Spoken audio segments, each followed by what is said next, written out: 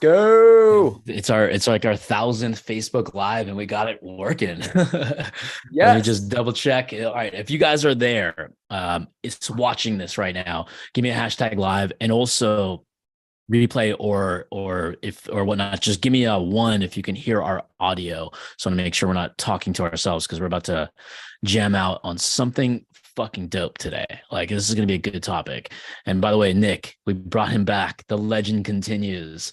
And we're gonna kick this topic off with. I know we're gonna get into some business stuff, and we'll get his background in a minute. You guys already know Nick, I'm sure, but I'll let him introduce himself. But we're gonna kick it off right away with like fitness and like why the most important operating system on the planet is not a supercomputer.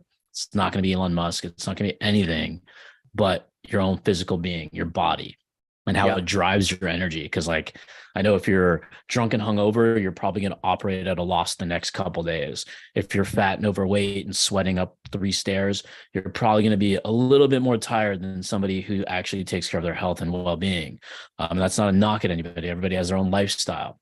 But people who, in my opinion, operate at the peak of their game, and let's just look at like a Jeff Bezos. Like, look at a picture of him recently.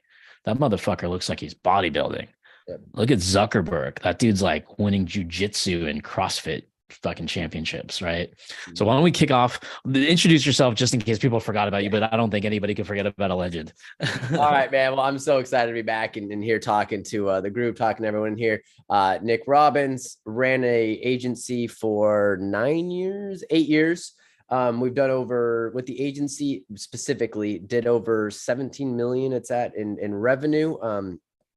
Maybe 18 million somewhere in there. Also did agency consulting, have consulted directly with over 500 agencies directly, worked with over 750 medical practices over the years, and ended up selling my agency last year, mid to late last year. Now I am still involved in the agency game. I'm doing some very hands-on consulting with one particular client by choice. Then also I'm still involved in BTOP with Ben and every single day, helping him with, putting out new AI stuff and all that stuff. So I still have a very good pulse on the agency market and what's going on.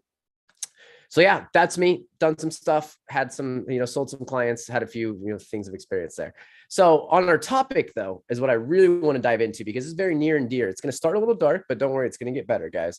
So I'm going to open up with a quote that I have been thinking about nonstop since early February. And that quote is this: if you have your health, you have a million hopes and dreams. If you don't have your health, you have one dream: to get healthy. That's it. Right. And a lot of people take this for granted.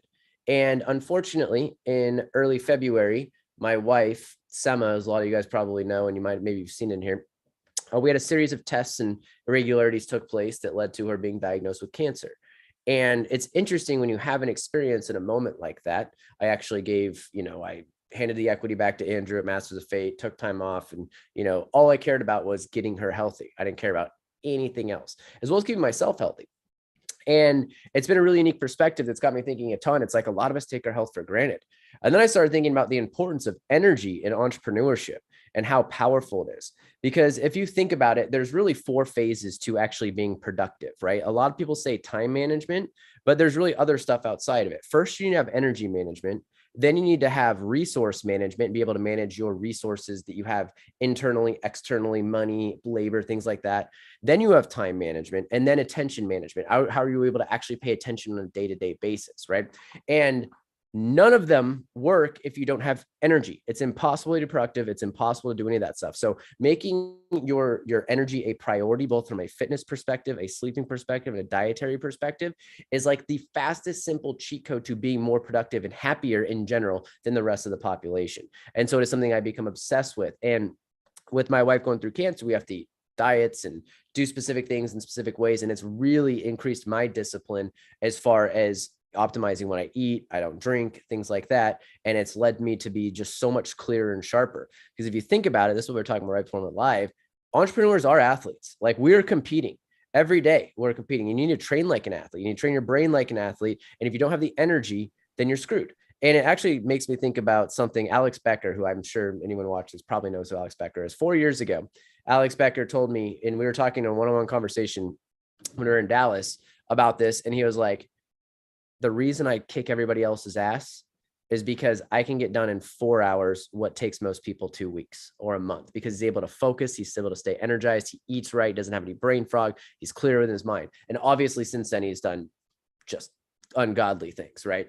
And so yeah, fitness is everything, man. Fitness, energy. And there's really 3 core factors to it, right? We don't need to go deep into the science or that type of stuff, but it's like eating right, sleeping right, working out, and movement. Because if you don't have energy, you're fucked. Yeah, I mean, and the feeling that you have just after the intense workout and that pain that's very temporary, it just becomes, it dissipates over time. You can push yourself to near limits. And for me, like I've been fucking with times that I go to the gym, and now I got to a point where I'm just going. It's going to be machine like. It doesn't matter if I miss the morning, I'll go in the afternoon. If I miss the afternoon, I'll go before they close. So like you get obsessed with this shit. It becomes an addiction, and it only takes an hour, right? Mm-hmm. Plus your commute there and back, and you can do it at home. But yeah, the energy levels. Like when I started my business, it was like somebody asked me, like, what's your priorities in life? And this is the worst fucking order, but it was then. It's different. It's changed different. It's like work is number one. Nobody comes above work. No human, no parent, no nothing, no wedding. Nothing comes above my work because I need to make my money so I can have my legacy. And that's what I thought early on. And I would do it the same way over if I had to start again too, though. Number two was going to be about me, because I got to take care of my operating system where I'm never missing the gym. And then number three became friends and family, like kind of a parallel, because my group of friends are since ride or die since kindergarten, second grade. So it was those kind of 3 levels. It was like work, health, relationships. Now things have kind of like changed a little bit. Everything's almost at the same level. Work's bumped down a bit. But yeah, that health thing, because some of you guys have probably seen me maybe 6-8 months ago, or met me in person at some of these events that we've been going to. I was a fat motherfucker. I was about 40 pounds heavier, and my energy levels weren't the whole typical 40 wake pounds? up. I was over 200, dude. Fuck. I knew you were looking leaner. First thing I said when I got here, I'm like, man, you're looking lean, but that's crazy. I didn't realize that. Dude, I got like, you can show your guns, but I got like some veins creeping out right here. Yeah, Right? you know? So like before those veins were disappeared, and it was like covered in fat, dude. Like people, like even my own friends are like telling me I need a bra and shit. And I'm like, fuck you guys. I thought they were joking, but they were actually serious, because I took a serious moment. And it was like August 29th, specifically last year. I was driving home from San Francisco, and it was 6 hours away with traffic and shit. And I dropped my parents off, and it was 7 p.m. And I just went straight to the gym. And I'm like, dude, after that long, that was when I was like, fuck, if I don't go right now, I'm not changing this habit ever. Because there's no tomorrow, there's no New Year's resolution, pants don't fit, drive was uncomfortable, I'm sweating fucking in air conditioning, I'm so out of shape. So that's when I kind of make that decision. And then you kind of see like energy levels go up, your like retention, you can retain knowledge a little bit easier. You want to learn a little bit more, a little bit faster. Your days can like fly by the time you wake up, you hit the computer, like, holy shit, I forgot to eat lunch sometimes. Like things just go by because you're so effective and efficient. And like you mentioned with Alex, yeah, confidence goes up. Discipline, everything. You know, and not there, but I want to share it with you on the cognitive side, right? Because this is a direct correlation. Something that's about how do we make more money? It's like, well, this is a direct correlation to making more money. Just because you're shredded doesn't mean you're going to make money. I want to be clear on that. However, there's a direct correlation, right? And in the cognitive perspective, I was actually listening to a podcast with Peter Attia and Jordan Peterson the other night as I was falling asleep. And the number one things to improve your cognitive capacity, both when you're in your earlier in life and especially later in life as well, is lifting weights. Like that's literally the number one thing. Strengthen the muscle tissue, because it does something to your brain. And I'm not going to try and pronounce the science around it, but it helps increase your cognitive ability, and it can help prevent things like Alzheimer's, dementia, anything like that, which most people watching this probably aren't worried about right now. But it also, same thing goes for when you're in the state, because you'll just be more clear, right? You'll just be more clear-minded. And most people are walking around with some level of brain fog or mental fatigue all day, every day. We're doped up on caffeine or Adderall or pills or, you know, whatever, sugar highs, things like that. And so it will help you make more money, 100%. It'll, 100% making more money. But the attitude, like I'm nicer to people that I would normally have a short fuse with, that you'll feel better. You'll be happier. You feel better. like literally the best drug on earth outside of a good night's sleep is fitness. And then you throw that fitness is 1A and diet's 1B. If you sleep well, you eat well, and you do work out, you will be significantly happier and significantly more motivated to go out there and take the action in order to do what you need to do. Because guess what? Business isn't always fun. There's a lot of times where shit sucks. But if you're feeling great, then you're just going along with it, right? It's much easier to attack the day. And here's a terrible benefit. I still have drinks from time to time. You drink less because you need less. There you go. That's it. So you save a ton of money. 100%. Oh man, what a terrible benefit that was. Sorry, retract that. Take that off the internet. But anyways, let's dive it. Like, I love talking to you, man. I know that we have limited time here, or whatever limit you have, but I can do this till fucking tomorrow. But since we don't have till tomorrow, we want to maximize what you guys are out there today. So real quick, I'm going to take a quick pause because I see a bunch of you guys in the GSD group, a bunch of you guys in the Crusader Nation group. Let's get a hashtag, Nick. Give this dude some fucking love for coming back into this group, sharing some knowledge that we're about to drop. And also, he was one of the first people ever that I've seen. And you know, a lot of names in the GHL community, the marketing community. I mean, you're on Facebook, you're on social media. We're not blind here. Once you click an ad, you see a million more. But he was one of the first people that ever talked about agency and SaaS, and was one of the first persons that had the balls to actually go do something about it. And that the award behind there, the $18 million of agency sales, not coaching sales, agency sales, has that name on it. So this guy's somebody who I respect, who's you guys probably want to also look up to and get to that kind of success and fame as far as a personal level, not necessarily a public image or anything like that, because your wealth is up to you. Your success is literally self-diagnosed. You get to pick it. But a lot of the things I like to talk about, I think a big cure-all, like outside of the main factors of like health, is money. Money creates so many vehicles to options. It eliminates stress when you can't pay your bills. It gives you options to either take vacations, buy nice assets, or just materialistic shit if that's what you're into too. But also for me, money it allows me to make way more mistakes and take more risks that I wouldn't have if I didn't have cash flow. Like, I will take risks on certain things like the crypto things, or buying into certain like coaching programs myself, where I can just, if worst case scenario doesn't work, it doesn't kill me. But when it works, it's up to me, and I can triple, 5x, 10x that revenue. So that's where I think like it's so important that we have that conversation about the relationship to money and the skills that allows us to get there. And you had, like, when the first time I heard of you, you started the Crusader group, I believe, and you started it off with the free training that I was just like, fuck it, whatever you're selling, I just need to buy so I can send you the receipt and be like, dude, we're going to be buddies. I think it was $1,000. Yeah.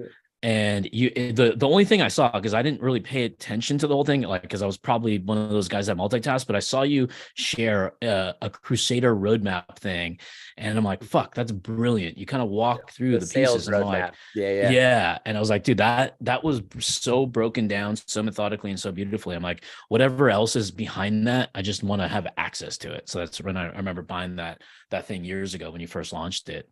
But why don't you kind of talk about like I want to actually talk about how you and Ben got started first, because I think that's important to see how things may not have worked out had you kind of not gotten a little resourceful. And it's really unique way you got resourceful. Yeah. So on that, let me grab something really quick. I'm here, and then make sure to blur out any sensitive info. See this right here?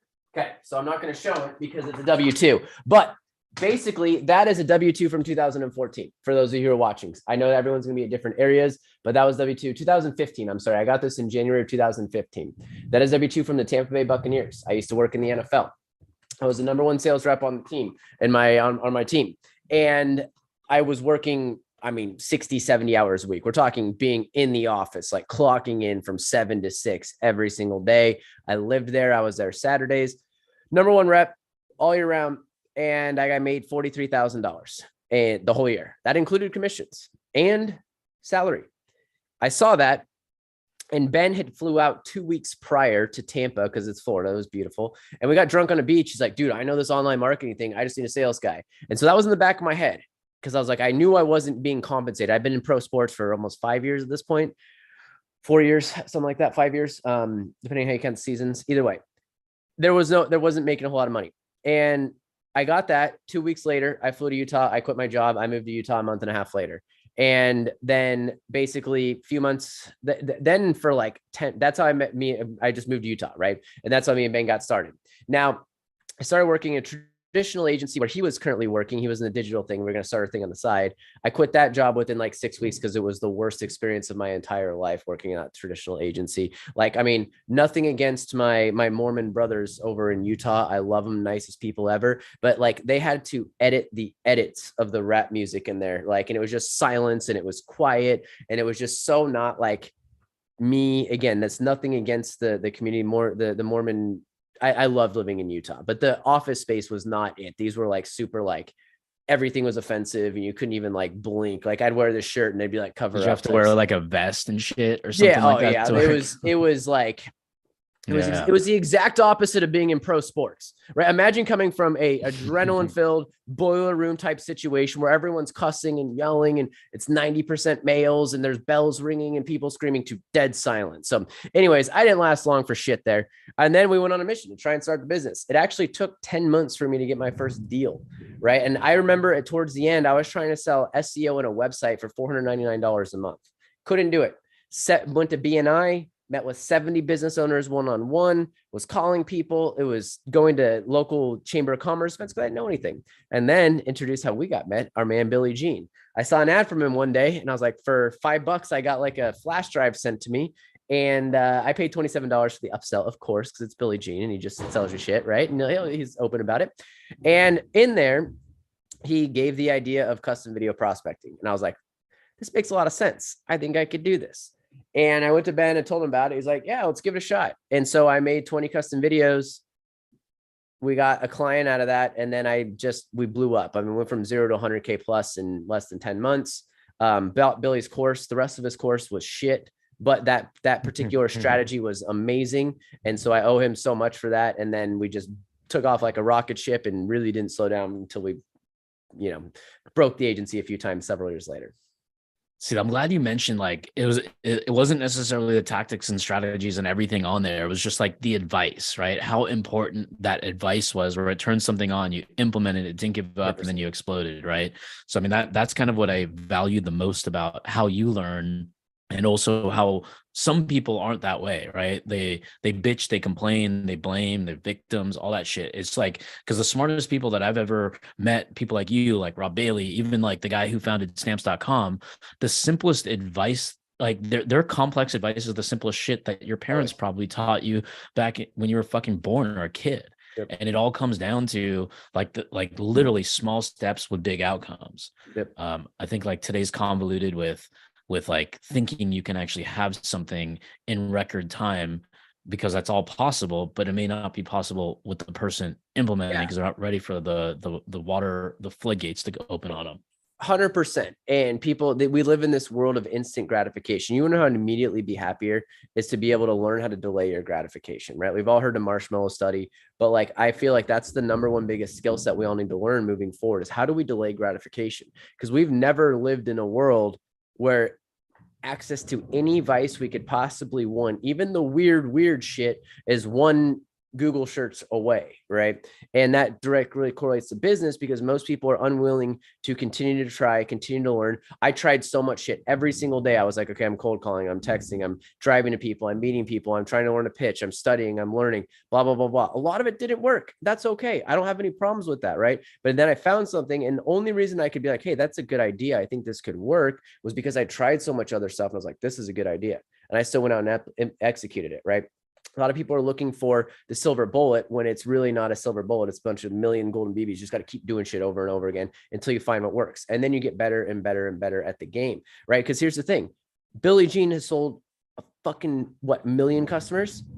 And all of them had access to the custom video thing, but how many of them actually sat down and shot 500, 600 custom videos? I shot 600 one-on-one custom videos over the next like 4 months. And I would send 20 a week. And this took forever. This was before landing pages and Vimeo. And I mean, we had landing pages, we had Unbounce, but it wasn't as simple. I had to do all this crazy shit and I had to find the leads, and like editing was a bitch. And I would email and I would send direct handwritten notes. We have one direct handwritten note from one client, $480,000. We just checked the CRM the other day. It's because he received a note, right? But I was sending notes, I was calling, I was emailing, I was actually doing the work.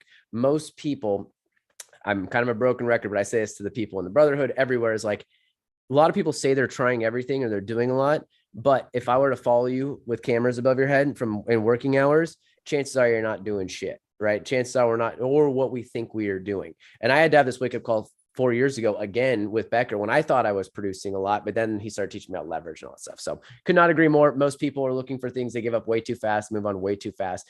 And like, it's all about learning and testing, optimizing, iterating, and just putting in the volume. Especially, yeah. And I mean, and we'll get into some of the agency stuff in just a second, but like some of the visual cues, like you have Kobe Bryant right behind you, right? So now we got the Bryant rules right up above Kobe my head. in 2 spots. I got him down here too. And that's my favorite. Yeah. That's the one I look at a lot. That's the mesmerism. I like having him up here so he just knows that I'm not fucking around. He's just intimidating people right behind me on calls. He's like, I think it says like I have nothing in common with lazy people. Like I just want to make sure everyone knows that immediately.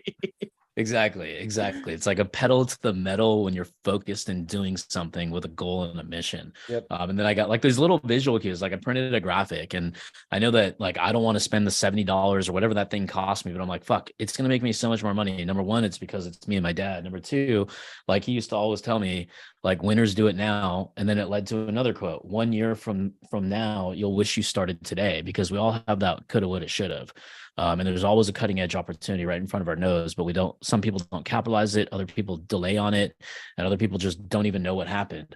I just like to monetize whenever you can. Kind of like there's AI going on as a trend. It's not a fucking trend. It's a revolution. This is gonna be just insane. Like watch any news station, you'll hear at least a couple of pieces on AI or Apple News, but we're not going to talk about AI here. I'm going to go back to the crux of a business, because I kind of put together a post and I tagged Nik in it. So hopefully that acts as a little bit of an agenda. But here's what I look at from like, and I bullet pointed this pretty simple and quickly, actually, because I think the first thing, like other than the health and all that kind of stuff, is like number one, sheer focus. Your offer has to be dope as fuck. And you have to, like, in my opinion, you don't need to change it. You just need to tweak it and innovate it. Having a niche is wildly helpful. So you can have customer language and have a repetitive productized offer. Then you need traffic so people can actually know it exists, whether it's going to them or then coming to you, selling it. Then at some point you're going to need assets like a deck or something to demonstrate something. Your words are not always going to land. And then eventually you'll get a team. Then you're going to find high leverage points on how you can leverage yourself through whether it's partnerships or distribution channels. And then at some point through any order you want, funding is key, because like, I don't want to like talk about funding because I'm trying to get people to join my program or buy my marketing or whatever. I just think people's mindset to money is like, here, college, here's $250,000. I'll pay you when I'm 60, and I'm cool with that. But when you start your business, why is everybody so fucking against it? That I don't get, because Bezos borrowed $1 million. It looks like it worked out for him pretty well. Not too bad. So funding is very, very key in getting the understanding how it works as asset versus liability. And that's it. Just listen to a video of Robert Kiyosaki, and he'll talk about having massive debt is a good thing when you're using it for assets. Anyways, where do we start? I kind of just went over a mouthful of like what I kind of look at when somebody's like starting up, but then each step becomes highly important as you start to scale, to not lose sight of those basics. Yeah, 100%. So if we're going from where do you start and then moving up to scale, because that's pretty much how it's listed here. Yeah. First is like when you were thinking about the market, right? Let's talk about the niche for a second. It's very important that you understand what problem you are solving. Like you need to be very clear and be able to articulate that in extreme clarity if you are, no matter what you're selling.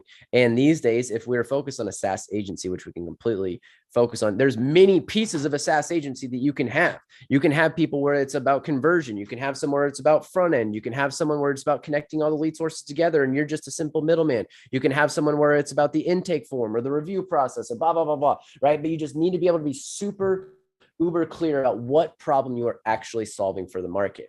All right. And so like in the medical space, for example, the biggest problem that's being solved by far, and this is honestly, if you're using it as a lead gen type tool, and especially if you're combining it with your own sort of Facebook ads or Google services, the easiest, most obvious answer is, of course, assisting and supporting the front desk, because most leads go straight into the black hole of hell, right? Like and we have proof of that. I've seen it over and over again. Like I've literally been in front of doctors rooms. I've done events. I've hosted them. I've ran the events, my content, my team doing them for doctors. And I've asked them, hey, when was the last time you listened to your staff's phone calls? Right. Out of 50 doctors in a room, one raised his hand, and that guy wasn't a doctor. He was a business owner. Like he just happened to own a practice. Right. And so getting very, very uber clear on what problem you are solving, right? Because a lot of people see the SaaS agency, oh, they're going to sign up and they're going to stick around forever. But if you're not solving a real problem and you're not actually solving it, like you're probably not doing very good. So I'm going to kind of open with this. And this is something that I want everyone to really sit on the back of your mind. If you aren't making any money, either you're not actually solving a problem, or you don't know how to articulate to the right person the problem you are solving. I'm going to say that one more time because I really want this to stick into people. This is simple stuff, but it's fundamental and it's the truth. If you are not making any money, it's because you aren't actually solving a problem, which a lot of people aren't actually solving a problem necessarily, right? They're making things more complex and harder on the practice of the staff or whatever it might be. Or you're not good at articulating and putting your message in front of the right people. Or you're not good at articulating the problem you're solving and putting it in front of the right people. That's it. It really boils down to those two things. Because if you're actually solving a huge problem that has a monetary value and need, and you're articulating that in a very strong way in front of the right person, you're going to make money. Like if you break it down even simpler, traffic plus offer equals money. Like, and so when it comes down to it, get clear on your niche, do the research, do the homework, right? Do the initial homework. And then when you have the call, go in with curiosity. I've said this before, but I'm going to continue saying this because this is like, it's so important. Like when you are having questions and you're talking to a medical practice owner and they say, what's your favorite type of patient? And they're like, well, it's knee pain patients. Great. What type of treatments do you utilize? Well, I use hyaluronic acid and durable medical equipment and this and that. You take notes of those things for the next time because that's how you can build rapport, right? And so like if you're talking to a roofing company, it's like, well, how often do you service the roofs? Are you doing XYZ, right? Or HVAC? Well, how many times do you go out every year? So like when you're having conversations with them, you want to use those as data to get research as well, because most people aren't doing enough research for the problems they're solving either. So yeah, the research phase goes way underserved. It's because I mean, massive. Like I know when Cody was talking about it on one of his trainings, it's just a matter of like call anybody, take them to lunch, buy them a virtual coffee, do like give them, validate their time, like pay them for the hour. Shit, that stuff's important because then think about the long game of of continuing not solving the problem, not selling it, what that ripple effect has maybe a month down the line, a year down the line, how many changes and pivots you're going to make. And then it's just going to be the same issue cropping up that nobody wants to buy it or the market's saturated or whatnot, because it's not. Because like Nik sold the doctors, he found a unique mechanism, a niche of a niche of a niche, and then went all in and attacked it. And I'm sure if you resurfaced and went after that niche again, you'll probably crush it again because like you stayed so focused in it, where so many people can't just stay focused in one thing. Because like my backstory is just simple. I sold fucking blinking banner ads. And not only could you do that for any company in the world that needs a blinking banner ad, but I niched it just to real estate. And then not only did I niched it only to people who advertised on one website, realtor.com. So it was like so specific, but then that led to something that I would never have imagined, which is realtor.com hiring us as a vendor. And then that kind of like, that's the only reason I imagine that my agency like is in business. Because 2008 happened. And that's when the market went to shit, jobs, foreclosures, everything went to hell. But that's when I latched on the luck and opportunity, met that path. And fuck, that was like the best thing that could have ever happened. And to add on to this, because once you do your research and you really know the problem that you are solving and you're able to articulate it, I did not realize at the time why my cold email with the custom videos were so like they were potent. Like out of every 20 videos sent, I was getting 1.5 clients, like paying clients, not appointments, like paying clients. That's brilliant. And looking back, it's because I did something that came naturally at the time, but I didn't realize what I was doing. And that is in my custom email, I said, we generate specifically osteoarthritis of the knee patients, OA patients. And I knew exactly that they wanted that type of client, because if you were to compare that versus someone and says, hey, I'm going to get you more patients, I'm going to get you more osteoarthritis patients or more patients, which one's going to be higher, or more customers, which one's going to be higher likelihood of a chance? right? And then I would make in the emails, I would make a note, oh, a lot of our clients use hyaluronic acid. Like, and so like, that's why I'm reaching out to you. Like that was the reason. And looking back, it was because of research. It was because I had one conversation one time with one guy who told me that it was a huge amount of money that went into HA. And then he broke down how it worked for me. And in my head, I'm like, holy shit, if there's a lot of these guys, like if there's a lot of people doing this, then there's probably all of them probably want it. And that hypothesis ended up being correct. And that was part of the research phase, right? And then my offer at the time. And so offer is something, if we want to go into offer a little bit, like I like to break it down with hooks and offers. So hooks is basically like, what are you using to get people on the phone? Offer is what are you selling them at the end? Because within a hook, it could be 10 free leads or a database reactivation or 10 free appointments or whatever it might be. Maybe you're running ads, maybe you're building a website, whatever it might be. Right. And so then we need a good hook to really go out there and pull in our target market, some sort of either hook. It could be an offer related hook, or it could be high value content offer. Right. So like a ton of our recent deals have come from us putting together a AI no-show appointment training, or lead magnet PDF, right? So we're not even using crazy hooks to get people in at BTOP. It's more of like, just how do you eliminate no-shows with AI? Because we know that's a huge pain point, because people hate no-shows in the medical space, right? So you want to have good hooks, and then you also want to have a really no-brainer offer for once you actually go to sell, right? And depending on your services and what you're looking to do, we can go deeper into either one of those, but I am big on having a good hook in order to get in front of people. And my hook these days, the BTOP hook is eliminate no-shows, scale your practice. We're talking to a very specific provider as well. We only work with functional and physical pain management clinics, things like that. So I don't know what your thoughts are on the offer side, but I can go deeper on either one for sure. Yeah, no, I'm going to let you ride the show, but like, I love the fact that you hit the pain point of the no-show specifically. So in your market research, was that a big pain that they were having? 100%. And it only got worse over the years. And right now we know, so the market, when I first started doing Facebook in 2017, it was not nearly as mature as it is now. Like it was still kind of more of the wild, wild west, but now I already know that most doctors have either done Facebook or have heard of a friend from it, and they likely are to come in thinking that Facebook leads suck. So I know that coming in, but that gives me an advantage. I know what it is. It's a negative reputation industry. So how do I fight against it? Right now, I know that the reason they think Facebook leads suck is because marketers didn't teach them expectations. They didn't have a conversion machine like Go High Level. They didn't have data. They didn't have proof. They didn't have follow-up systems. They didn't have support nor for the front desk. So we lead with their big pain points, what they think is the problem, right? And then when they come in, I break it down for them as far as like why they failed in the past. Because if we're getting in the sales side, then you want to open up the gap for Go High Level. Just start asking people like, how many leads did you generate last month? How many schedules? How many of them closed? What's your lifetime value? What's your cost of acquisition? What's your CPA? How often did you follow up? What's your follow-up sequence look like? Right? You want to open the gap on those things, and they're not going to know, right? And then one other quick trick that I would do for everyone, especially if you're, not taking a ton of appointments, you don't have sales teams. Even if you have a sales team, you could do this, but opt in to whatever local business you're doing's website before you get on a sales call. So that way you can, and because we did this for one summer, we did, I think like 500 of these, of like 500 phone calls. We opted into 500 sites, and we realized that 7.5 out of every 10 clinics that we filled out a form submission for online never even called back once or email. Mm-hmm. And then there was 1.5 that called back within 72 hours. And there was one that called within a day on average.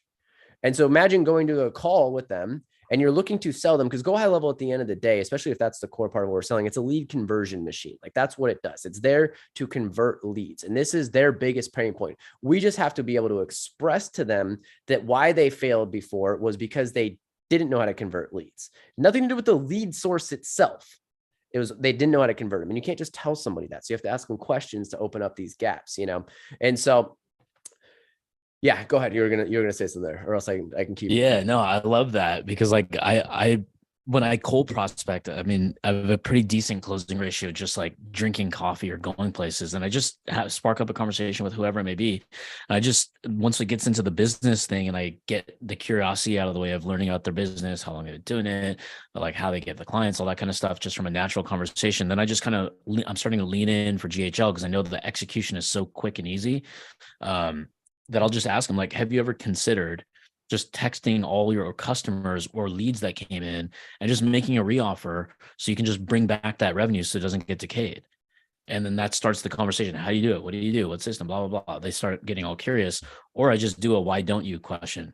Why don't you just text all your old leads and your customers so the lifetime value of the customer goes higher versus them having to Google it and find a competitor? Most of them aren't even going to know lifetime value. What I like to do is along those same veins, but like I literally like to go. So when was the last time you set a database reactivation to your text? Like assuming, oh, you haven't done it. Oh, okay, cool. Right. Cause it gets why haven't I done it? What's going on here? Right. Just make the face. Why don't I know this? What's happening here? Right. Why don't I know what my lifetime value is? Like the discovery phase. I've said this over and over again. Anyone who's seen my stuff over the last 8 years, the discovery phase is where we get the ammunition to close the deal. We need to open up the gap. You open up the gap by asking the questions they don't know the answer to that we know our product will solve, right? If we're using Go High Level, the core thing that it solves is the ability to convert leads. It is a lead conversion machine. That's what it's meant for. That's what it's best used for. There are, of course, other uses you can have for it, but it's a lead conversion and lead tracking machine. But that's not sexy, right? And they don't think that's the problem. So we have to ask them the questions to get them to realize it's the problem. Like when people are like, oh, the leads are bad. Great. Can you tell me exactly when the lead was bad? Oh, well, I only got a hold of 10 out of 100. I'm like, okay, what about the other 90? No, I didn't get a hold of them. How many times did you call them? How many follow-ups did you have? Right? Do you think that the leads that have the most amount of money are going to pick up right away? Or do you think they're going to require more context? How hard would it be to get a hold of you? And then you get them thinking about this and like, well, what if you had a machine that followed up for you and kept reactivating people, bringing it back? What if we were able to get extra leads out of those ones? Et cetera, right? But like, you can't just tell them. A lot of people just go out there and just start spitting what it does. Like, no, you got to ask the question first to open up the gap by they don't know the answer to show them there's value there. And then you can come down and drive it. Because I guarantee there's people watching this who've tried to pitch Go High Level and people haven't seen the value. And if they haven't seen the value, it's because we didn't ask enough questions to open up the pain to show them where that value came from. Yeah. Or you're just offering everything it does. And like kind of like your feature by feature that you get, the social planner, you get the funnel builder. So much. We restrict B-Top. It's crazy, man. I don't mean to interrupt you, but like, it's funny because I'll go in the Go High Level group and I'll see these insane, crazy snapshots that clearly took fucking forever to put together. And I'm like, have you ever ran a client through this? Like and seen what it would be like? Right. And I'm like, ours is like 150 of this. And we've probably done just a little more revenue with it. Right. And it's been just fine. Because a lot of people think they want to have all these things and all this stuff, but it adds more mass complexity and confusion to the end user, the person who actually going to run the machine on the client's end, right? Unless you're running the machine for them. And so I'm very big on like simplifying. We shut down 95% of Go High Level. We won't even open it up. If we open up Go High Level, we basically tell them that it's $300 an hour in order for us to go in and fix anything if they screw up any of our workflows. And we send them yeah. And think about how complicated it would be if you had to do all of those services, like from a person, like a human capital and resources to perfect every functionality it does. Like, heck, their customer service, no offense against Go High Level, they don't even know the answers to their own shit, you know? 100%. So they're no moving so fast, breaking so much stuff. Yeah. Totally. I love Go High Level, obviously. I think they Go High Level, and I'm actually using other tools right now for my new business. And let's just say there's certain times that I definitely wish that I was using Go High Level.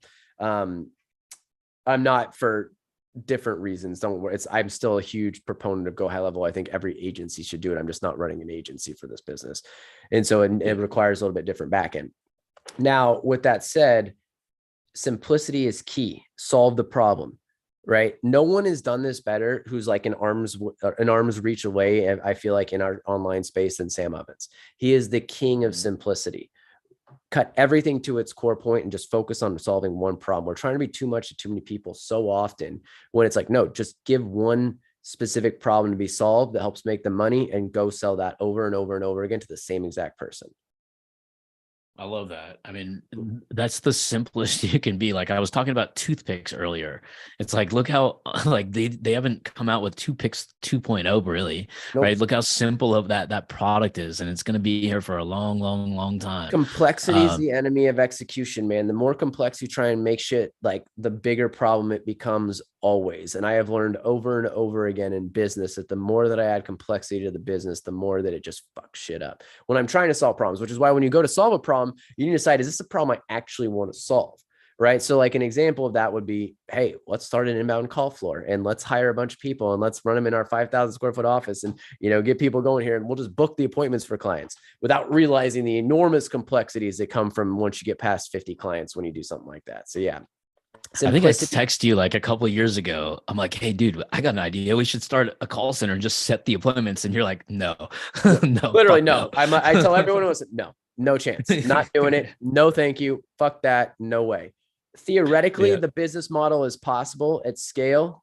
I have yet to see it be done in a way that makes any sense. And we've tried. I mean, we've probably tried 30 the other vendors at BTOP because we've been trying to solve the front desk problem for a long time. Like, should we recruit and place people? Like, where's the AI bots? Now I'm just waiting for the AI bots to get there, right? The AI bots are close. I can see the AI within the next 6 months. I think that auto booking bots will be a thing. I know you can do it right now. And for all the people in the comments, it can be done. You can train ChatGPT. I'm not talking about using the clunky go high level AI. It's clunky as hell. And I don't know if you've played with it, Raul, but it requires like 7 messages to book an appointment, and it's fine. But if you train ChatGPT and you connect it externally through its API, you can get really close. And a properly trained AI bot, I think, actually could book effectively. I've yet to see it, and I'm not personally building it, but whoever does actually build something that does work it's going to be massive. I'm seeing people promote it, but I've yet to see it actually execute. In a way, it's going to be like ManyChat-ish initially, and then it'll evolve a little bit, pretty sophisticated. Because I was watching a TED talk. Actually, my mom sent it to me. And normally, my mom sends me stupid shit, but this was fucking awesome. And it was a TikTok, and the guy, I'll send it to you after this. I'll text it to you. But the guy just is in the middle of the TED talk, and he's like, "Oh, pardon me," and the phone starts ringing, and he shows his hand. It says answer decline on his palm of his hand. So he hits answer, starts talking to his wife, and this is real. This is already out. Answers it through his phone. This is not fake or anything. And then he's like, "Oh, honey, I'm on the stage." Anyways, it goes to a wearable AI device, and it's right here in his pocket, and you can't see it from unless he prompted you to see the little thing. And he has a chocolate bar. He said, "I'm about to eat this chocolate bar." And the AI bot says, "Well, based on your metabolism," or whatever it said back, "you shouldn't eat this for these reasons and these reasons based on your vitals." And then he says, "Well, I'm going to eat it anyways." And then the chatbot says, "Well, enjoy it then." So I was like, wow. Fuck, dude. Send me that. Holy That's shit. Fucking nuts. Like, we're not far away. I was just talking about this with Sema, where you're going to be able to wear something and it's going to be able to tell you how many calories you're actually consuming. Because right now, me and Sema, we count our calories, we do MyFitnessPal, but it's hard to tell because there's such variance on these things, and you'll see how much it's actually consuming, what your metabolic rate is. I mean, you said this earlier, and I wanted to make sure and re-hit it. AI is not a trend. It is a revolution. This isn't like a chatbot trend. Chatbots are great. Like, it's a useful tool. I know people who actually still crush it with chatbots. Like, it's a great tool, but that's a tool. AI is something that if you aren't paying attention to, you need to. And I don't know if you've gone down the RPA, the robot process automation rabbit hole, Raul, and the auto GPT and the agent GPT. Oh my gosh. I'm terrified. It's part of the reason why I actually am going all in real estate, because I just want to own hard assets that are away from the computer, because the computer is going to eat us all. Like, I just want stuff I can touch in its land. You know what I mean? Yeah, exactly. The physical world is still going to be. Yeah, but that doesn't mean I'm not going to know what's going on in AI and use it to market my business. And as marketers, you need to stay ahead of the curve with it. No doubt. Dude, I wonder what realtors are going to do when shit's just floating. Like, who owns like that cloud, like outside my window? It's like something's going to happen, like maybe after we're gone or whatnot, but you're probably going to live to like 200 based on at least 150, at least. Man. Yeah. I actually thought about that the other day. I'm like, what's going to happen when people try and own rights to the air when we have flying cars? Because it'll be in the next 15 years. If the great technology is advancing, it might even be in the next fucking 5 years. Who knows? I mean, the Jetsons are real, man. Maybe that cartoon was the future. Yeah. So niching, I want to just touch on a couple things. So we're going to rapid fire through a couple more topics. Yeah. How important is, let's say I'm a go high level agency. I'm just getting started. I'm under $10,000 per month. I want to get my foot in the door, because go high level, the cool part about it is you don't need a niche, because you can offer database reactivations, online reputation management, missed call text backs, like basic simple features that just literally bring in cash flow and revenue if executed correctly.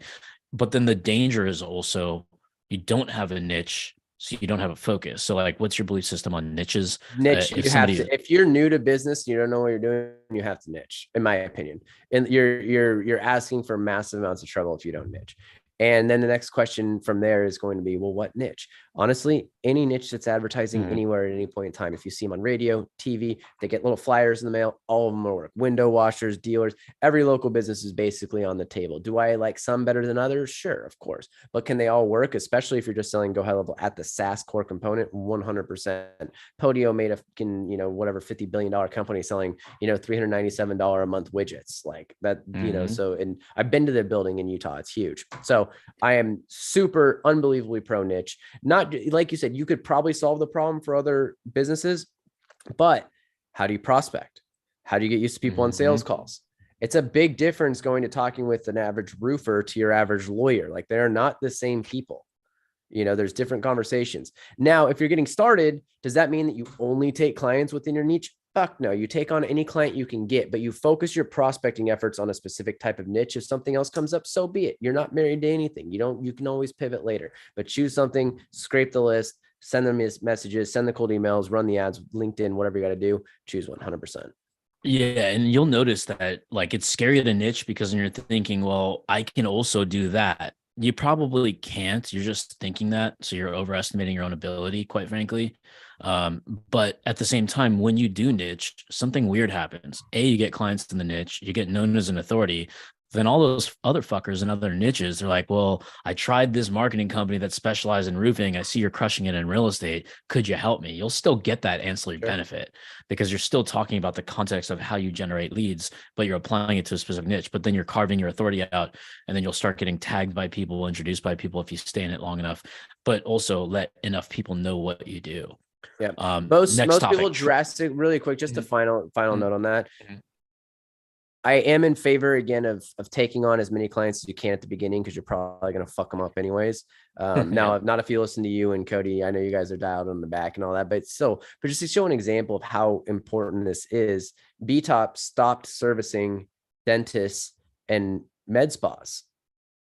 Very similar to the market that we work in. We can generate leads for them, but the LTV wasn't the same. We ran a 4-year period of LTV, and it's like, well, shit, these are way higher LTV because we knew this knee pain market. We knew the pain market so well. We knew how they talk. We knew what the lead should say. We knew what the script should say, yada, yada, yada. Right. And so like, they won't even take on people outside the market right now. And there's a lot of, experience on the back end there. So like, just go on a niche and dominate it. So next question.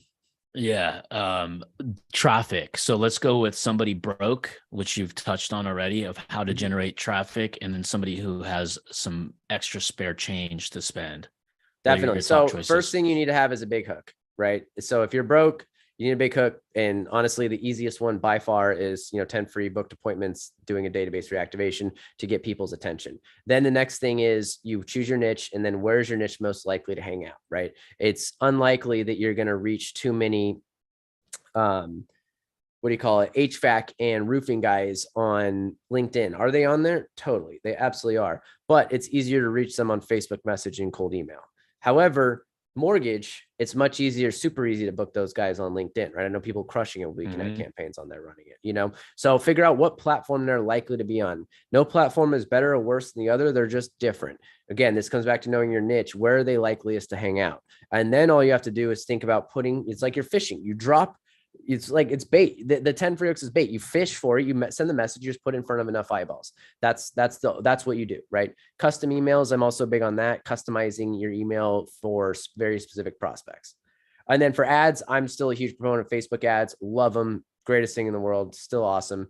Yes, Zuckerberg fucking hates agencies. Yes, he's a pain in the ass, but it's still we still love it. I love Facebook ads, dude. Like, especially with Cody running them, I don't have to think about it. Yeah, Cody's a G. The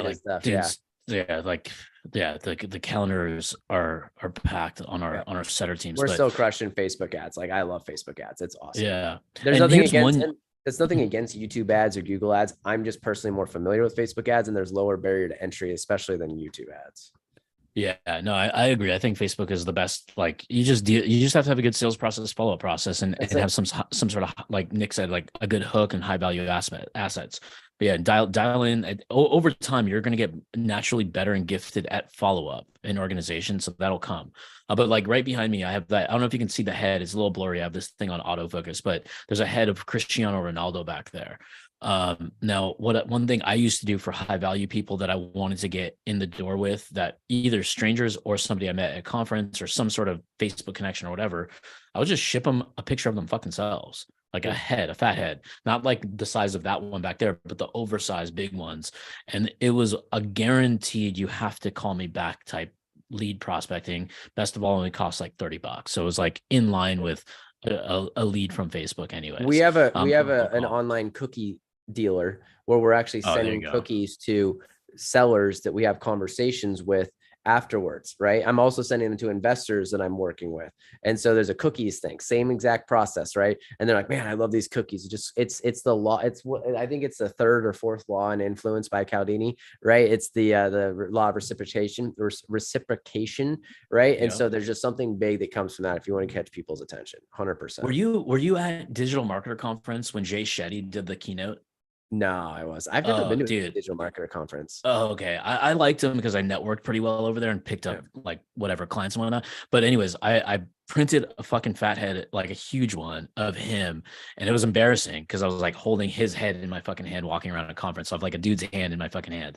Anyways, he comes on stage. I just hold it up and I'm just like, fuck, this is embarrassing. He comes on stage and he's like doing his hey, and then he points right at me. He's like, holy fucking shit, that's the coolest gift ever. And I then was I gave it to him after, and then his manager came up to me. He's like, dude, that's the best gift. He loved that gift. He posted on Facebook or Instagram. He didn't tag me anything, but I was like, dude, but you can get the attention of, at that time, the most viral human being in Facebook's history at that 100%. particular time. But it works on anybody. Like, so I mean, those little tools, tactics, and angles, like once you find your angle, I guarantee if somebody sent that to Gary Vee with a collage of all his favorite like teams and shit, he's going to shout you out or hit you up somehow, some way if you have an angle to do business with them. It just works from human behavior. They love personalized gifts, because if I gave somebody, like, let's say a nice watch, but then I gave them something a little bit more emotional, they're going to remember the emotional gift to the grave. The watch, yeah, whatever, you can lose it, it can get scratched, it could get sold. Okay, cool. Next up, assets. So, no, sorry, I skipped sales. Real quick. Actually, that's going to be too big of a topic. Let's go to assets. I'll come What kind back of for tools? sales. Yeah. Okay. Yeah. Assets. Like, what are the minimum viable assets that a new agency owner, any agency owner should have that they can use to kind of use either as a pitch deck, a prop, a website, a demo? Yeah. So great question. I am in favor of using Go High Level. Just slap up a quick one-page website. They've got the templates on there. It should take you an afternoon. Don't spend that much time on it. Doesn't really matter. No one's really going to look at it. This is a just in case thing. When you're new, you tend to get questioned a lot. Give me referrals. Let me see your website. One more. It's something that you ooze lack of confidence, and it's normal for everybody. Don't think it. I got it as well. I'll never forget someone literally handing me a page. I was at a face-to-face conference in Utah, and it was like kind of like he was a good buyer. You're looking back, like today I would have fucking closed him, right? But like he literally had a piece of paper that he was taking notes on, and he pushed it across the desk. He's like, show me three websites that you guys have built and referrals, and I'll call you back tomorrow.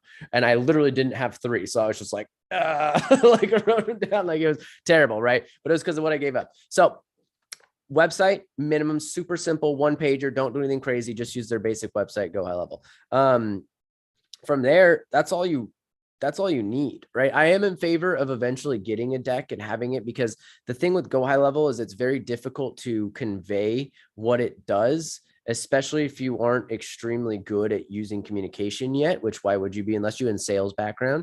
And so I like using visuals, right? So like we brought up follow-ups before, but if I show you guys, let me share my screen really quick. I want to show you something. Yeah. So if I show you an example of my follow-up system for my business right now, this is leads. Everything else that takes place after this are different levels of follow-up for the next 12 months. We've got 5-day follow-ups. And then if they don't respond, they get dropped into this sequence. And if they do respond, they go down here. And then we're trying to get them up here. If they don't respond up here, then they go into a 12-month, and this is a 12-month, right? So like you guys might not get this. I don't know if you guys are familiar with, you don't need to know everything goes on, but if you've seen Zapier and the way things work, blah, blah, blah, blah, right? You guys can understand more. Wow. you got a hell of a Mm-hmm. follow-up process there. Like I've got a fucking machine all the way through. And so if you have visuals that showcase that a level they understand what's taking place, it can really help get your message across. So I don't think a demo deck is required. I do think that it's definitely like something I would do. And I know that you guys have, my stuff, right? And so anyone who's in GSD, like use it. They've got it, use it. I have a brand new starter deck. And then also just you need to update the starter deck a little bit, probably, unless you guys did it, with just basics of go high level, but also have an advanced deck, right? So I do think that's important. It also helps keep you on point when you're actually selling. Right. And so I think it's a big asset, because you might go off and get nervous and like forget to touch on points. So then from there, you go out there, and I'm fine personally with working for free to get testimonials. Then use your testimonials as an asset. Then use another testimonial as an asset. Then you go use that testimonial to get another asset going. And then you start to create all these assets that go along. And then eventually you can start to create full-blown case studies and landing pages and things of that nature. So I think that answers your question, but you start with one and then you domino effect into the rest. Yeah, and if you want this thing, like anybody can have this. I already have this for free in our group. But this right here, just a quick share. Let me see if it's sharing. Okay, is it sharing right now? A little cartoon. Yep. Okay, so this little cartoon, Perfect. this is literally, when I walk people through this has helped me close, like, I don't know, $10,000 a month accounts, $1,500 a month accounts. I just spend a lot of time articulating what this all means through my process. I have a video in the GSD group already, and then here's a formal like kind of workflow of how it all works. And this was built, I don't know, like 7-8 years ago. And this is all we talk about is once we identify this, here's the workflow. And I haven't even updated, even though there's a lot of updates, and I still use this exact framework when I'm demonstrating and showcasing what I do. Cause I like to keep things super, super simple. I don't like to have like me personally, I don't like long decks, cause it just, that's fair.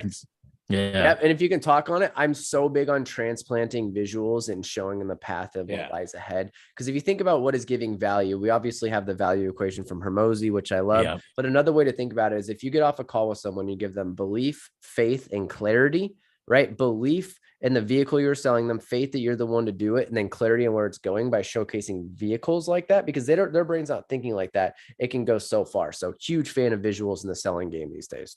That's what I even just showed you what I had. Now I could break it down, but I could probably sell someone, hey, who wants a follow-up system like this, right?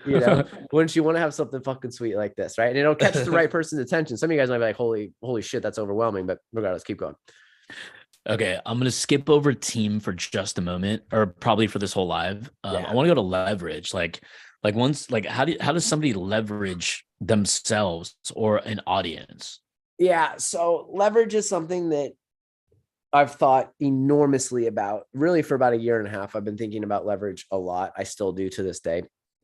And it really depends on where you are at in your knowledge. In the beginning, like, you don't have any fucking leverage, and that's okay, right? Like, you gain leverage through knowledge that only comes from actually taking action and results and evidence that comes in the workplace, right? So like when people say work smart, not hard, but they've never actually fucking worked or built anything, I'm like, no, dude, go work hard and then you'll learn how to work smart. Like, you go work hard and then you can take a look back and be like, oh, I should have done this and I should have done that. It's the same thing with team, really. Like, it's impossible. It doesn't make sense to have any conversation about team unless you've, had to fire 30 people out of the 50 you've hired or whatever. So in regards to leverage, one, you already are in a leveraged business model, because if you build a snapshot for a chiropractor, that's massive leverage, because you don't have to keep building the same snapshot over and over again. Right. And then when you think about leverage from, like a prospecting method, at first you won't have any leverage. That's fine. Get money. And then you buy leverage by buying VAs, buying appointment setters, buying people like that, right? And arbitraging it, or buying ads. And then you can just scale your leverage up from there. And so leverage is another one we could do an entire conversation around, but it really depends on people's particular context and journey. These days, I think a lot about the moves that I have, right? So like, I actually took a step back and built what I showed you on the back end, because we have like 100 messages and so much email. There's so much going into what I just showed you, but I'm okay with that because I didn't need cash today. Right. And so like, some people might, if you need cash now, like, fuck leverage, just go DM people. But if you are thinking about what to do next with your life, then it's like, all right, let's have a conversation about leverage and compounding assets, and how you can get the most out of people, and input versus output, all that type of stuff. Yeah. And here's a simple leverage point that you guys can maybe take advantage of. Like, you just have to be be able to fulfill and deliver, and just the shit we talked about, communicate, articulate, solve a problem, right? Yep. So simple stuff. That's what people pay for anyways. Yep. Is go to who has your clients. I mean, that was the fastest move I ever made in my life, because I was cold calling like a motherfucker, cold emailing. I don't think I ever DM'd. I don't know if Facebook had DM back when I was just doing straight up cold calling for years. Or I didn't think about it because I was just got good at one thing. And I like to be a one trick pony. When I get good at something, I never want to leave it or explore anything else. And I get super hard headed where I'm like, this is working. Don't maybe fuck not up. never, but I want to double down on the one trick pony thing. Choose one channel and get good at it until at least 50 months. Don't even think about a second channel unless you want to run ads. That can run concurrently with any outbound channel ads, because you put them up and you're good, you rock them. I'm obviously, and I think you are too. As soon as you can, you do want to run ads. They engage, they react. It's easy to get appointments, things like that. But get good at one channel. Don't try and master them all. Yeah. And the thing is, like, I would just cold call and email. Like, I guess I had two channels, email and cold call, but and some LinkedIn. I'm not gonna forget about LinkedIn, but mostly it was cold calling because that was the fastest way to get a hold of the person that I already wanted to talk to. And I just called the competitors I had. And the specific competitors I would go for are display agencies, people who sold banner ads or display marketing. And then I went to the platforms that sold it to the agencies. And all I said is, hey, who delivers the creatives? And I said, can I give you one for free? And they'd say, hell yeah, the way I presented it. And then I'd say, cool, if we do it for free and you love it and your clients love it, et cetera, what's our future look like? How many units a month can you send over? And if they said 0, then I don't do it for free. If they said, well, fuck, if we like it, I would give them the price. It's this dollars per unit. If you buy 5 times the price by 5, it's simple. It's flat rate, unlimited revisions, warranties, etc. It'll work. It'll be good. And then people started outsourcing it to us, but that was the foot in the door. Then once I built the relationship where they loved us and we went through a couple iterations of like, hey, the creative was late, the fucking spelling was off, we had to go through a little bit deeper of quality assurances, get the cobwebs out. Then it just turned into, hey, who does your landing pages? Then it became into, hey, we do Facebook ads. Would you be willing to give it a whirl with our agency? I know you outsource that too. So it kind of curtailed into other things, but that was the instant leverage, was go to the people who already have the clients, turn them into your sales floor. Just like when you buy bananas from the store, the grocery store didn't actually make them. The farmer did. They used leverage of the farmers and they had the audience. So I just kind of use that same methodology as just, hey, if I can service your clients, you can make money off of it, service them better, and bring like all the cool tools in the tool shed together. We got a winning fucking trick here. As long as each player doesn't fuck it up in their own role, we can't be stopped. And that's kind of how we used our leverage. Leveraging referral partners is huge. Early on, we went and partnered with a website design company. We weren't designing websites. That's all they did. All we did was Facebook. We had a great little partnership going there for quite some time. It's enormous, right? Especially once you get comfortable with things. And on the traffic, on the idea of just like booking appointments and stuff, just one thing I want to state is like, remove emotions. I know that's very difficult because humans are irrationally emotional human beings, and most people don't spend much time learning to control their emotions, which I actually do really recommend you dig deep within yourself to learn on emotional control, because it leads to a much better life. But remove emotions from it. If you put your offer in front of enough eyeballs, remember, traffic plus offer equals money, and no one's engaging, then maybe the offer sucks, right? Then all you do is switch the offer, or maybe you're not fishing in the right market. No big deal. Then you can move on to the next one. Just remove emotions from these things as you're doing your outreach and you're getting in touch with people and calling them, because you don't have anything to lose, right? Hermosi, I think, actually made an amazing post about it. It's like you have when you're doing cold reach outs or outbound, you have absolutely zero downside and infinite returns on the upside. Because if you get a client, there's no downside, right? Like you're not gonna get sued or anything like that when you're calling businesses. But if you get a client, you have an infinite return, like infinite ROI. The ROI on that's it's enormous, right? And what most people want is on the other side of a little bit of rejection. Yeah, I mean in 2002, I was selling credit card processing, and the first thing the guy really taught was don't get emotionally attached to a sale you never had. Because when people would say, oh, I lost the sale, he's like, oh, did you get it signed? You got the deal. And then somehow it magically, you can't find it anymore. No. And the person never said yes. So never get emotionally attached to a sale you never had. And the second quote he had literally on the wall as you walked in was, leave your shit at the door. Because when you walked in the business, it was all about business. And then when you walked outside the business, then it was like, hey, we're back in human nature.